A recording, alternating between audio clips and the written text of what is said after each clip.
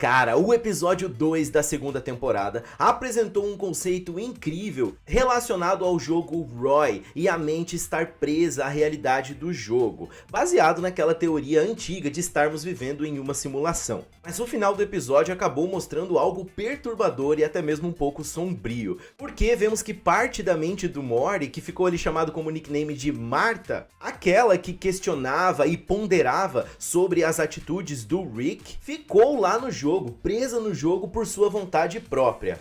Mas será que era vontade própria mesmo? No vídeo de hoje eu trago elementos que podem nos provocar e levar a crer que talvez o Rick tenha manipulado toda aquela situação para que conseguisse chegar exatamente àquele resultado. Um Morty que confia nele cegamente. Será? Bora trocar uma ideia sobre isso depois da vinheta, vamos lá!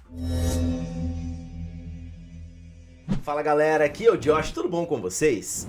Mano, mesmo com todas as revelações que tivemos até agora sobre o passado do Rick, sobre a real linhagem familiar do Morty que a gente acompanha, nós sabemos que o relacionamento deles é tóxico desde o primeiro episódio da primeira temporada. Inclusive, o Rick mesmo já chegou a essa conclusão ali no final da quinta temporada, quando ele resolveu, num momento de racionalidade, se separar do Morty, né? O próprio Rick sentiu que ele não dava espaços para o Morty e que ele simplesmente usava o seu neto como um parceiro de aventuras para que pudesse protegê-lo, não só dos inimigos, mas também da solidão.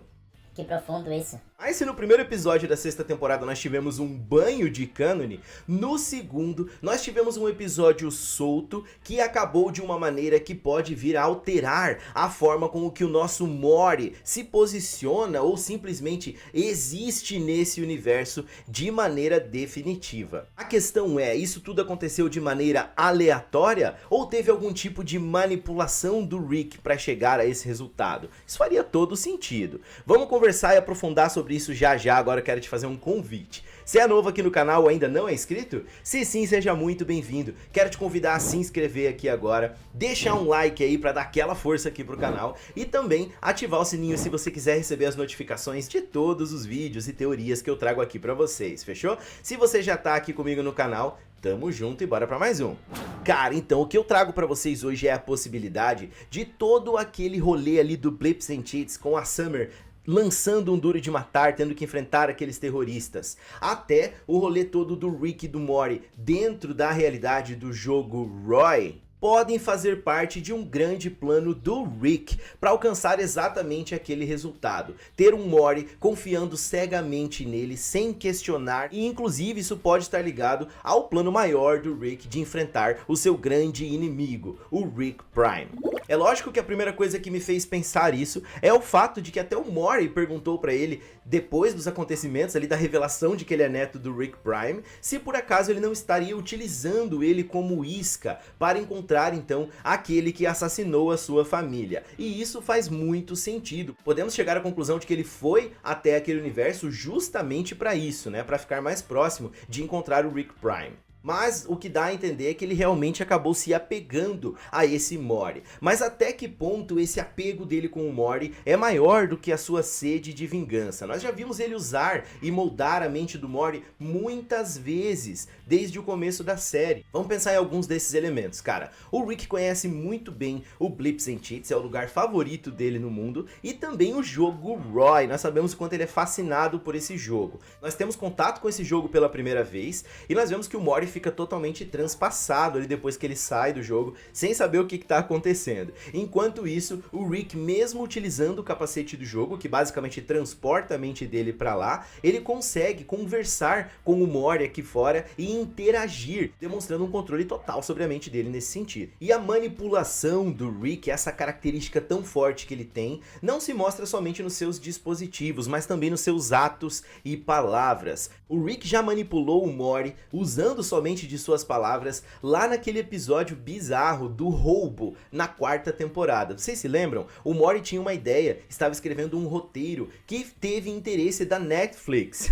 Essa zoeira é massa. E ele está super empolgado com isso durante todo o episódio. Só que o Rick acaba então criando toda aquela situação do roubo e desses plot twists que acontecem rapidamente para mostrar pro Mori que aquilo na verdade não tem muita graça. E com isso ele mata a ideia, o sonho do Mori a tal ponto, a tal nível que o Mori mesmo desiste e percebe que sem saber como ele mesmo acabou desanimando de fazer aquilo. E cara, o que dizer sobre o episódio dos pulverizadores de mente do Mori? Ali a gente vê o poder que o Rick tem de basicamente moldar o Mori à sua maneira. Só que, cara, o desenvolvimento do Mori e a convivência dele com o Rick o fez conhecer muito bem o nosso Rick 637. E isso fez com que ele desenvolvesse um poder de questionamento e de perspicácia a ponto de não permitir certas situações, cara. E no começo da quarta temporada a gente percebe que o Rick tá puto com isso, com o Mori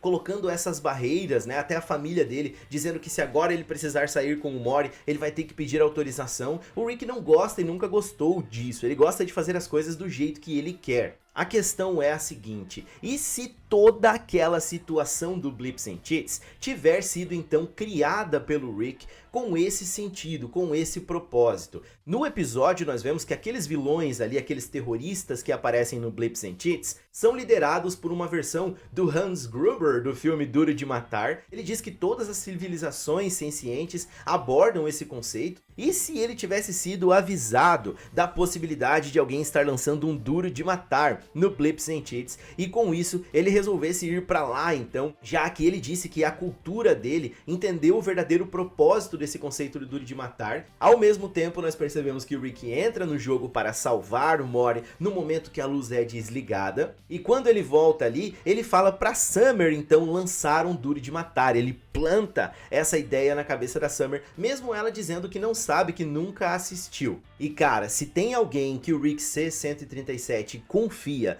para fazer atividades mais complicadas, para lutar em situações super complexas, esse alguém é sua neta Summer Smith. O Rick confia muito nela e ele também gosta muito dela porque ela lembra a Diane, como ele disse no último episódio. Triste isso. E ele sabia provavelmente que esse grupo terrorista alienígena não era assim tão grande coisa, que a Summer provavelmente daria conta, e é a situação perfeita para que ele entrasse então no jogo. E uma coisa que me chamou a atenção é que o Rick diz ali, quando ele está explicando para aqueles NPCs, que ele escolheu entrar como Roy, o único personagem jogável daquele jogo. Ou seja, se tem alguém que poderia alterar as coisas, tomar decisões dentro do jogo, seria o próprio Roy, já que um NPC, de maneira geral, não tem esse poder de escolha, né? Não consegue alterar as situações. Então, quem está guiando ali tudo seria o próprio Rick no papel do Roy. E cara, é perfeito, porque dessa forma o Rick sai como um herói ali de dentro, né? Já que ele entrou lá somente para salvar o seu neto, ele poderia simplesmente ter abandonado. É o que a própria Martha diz para o presidente. No primeiro momento que a Martha se destaca ali, na hora que ela vai falar com o exército, o próprio Rick diz: quem que é essa mina? Já dá para começar a trabalhar. Ele sabe, ele escolheu alguém que ele poderia controlar mentalmente. Então com isso, cara, ele fez aquela parte da mente do Mori acreditar que ela precisava ficar lá. Convenceu aquela parte questionadora de que isso era o melhor para ela, viver por lá sua vida plena sem a presença do Rick, seja ele como Rick na vida real ou como o próprio Roy ali no jogo. O que me pega é que ele deixou o jogo rolando, conectado a uma bateria externa, né? E que a qualquer momento ele pode voltar lá. Quero a opinião de vocês, o que vocês acham que isso pode implicar aí no futuro?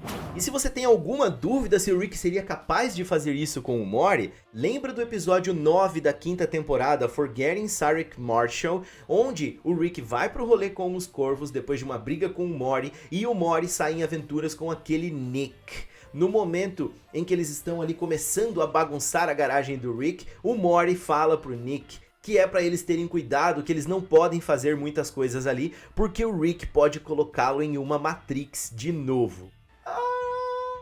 Mano, é basicamente o conceito aqui do Roy. A gente sabe que o Rick também tem uma sala lá que ele deixa o corpo ali dentro de um líquido e coloca a mente das pessoas numa outra realidade. Ele fez isso com o Tony lá naquele episódio do Cagador Tímido, vocês lembram disso? Tinha várias pessoas lá atrás nesse mesmo rolê. Então é basicamente o que está acontecendo aqui também, com a diferença que o Rick entrou, de acordo com essa teoria, para plantar a ideia na mente dele. Não é novo para o Rick plantar ideias, né? Ele já fez esse conceito também lá no segundo episódio da primeira temporada, utilizando o rolê do A Origem, né, do Nolan. E cara, você pode me perguntar, tá, mas a Summer não sabia o que era um Duro de Matar. Mano, a maioria das pessoas podem nem ter assistido Duro de Matar, mas sabem do que se trata, o próprio nome do filme, né? A Summer chega a dar alguns exemplos durante o filme, haja na surdina, se rasteja em dutos. Já há muito tempo a Summer e o Morty deixaram de ser aqueles dois merdas que o Rick até desenha explicando pra eles no primeiro episódio da segunda temporada,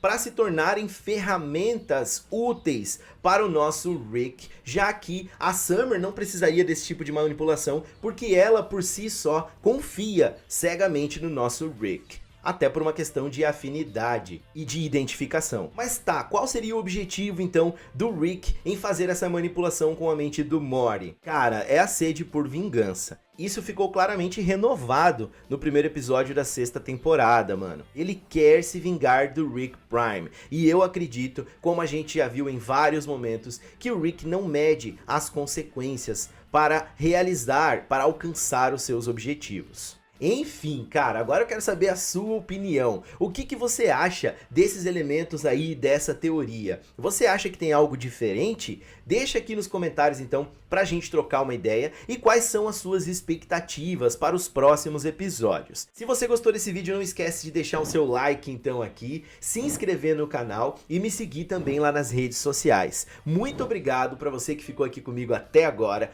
Tamo junto, um forte abraço e até o próximo vídeo. Tchau, tchau. Cê sabe que eu gosto quando chega perto, diz que quer.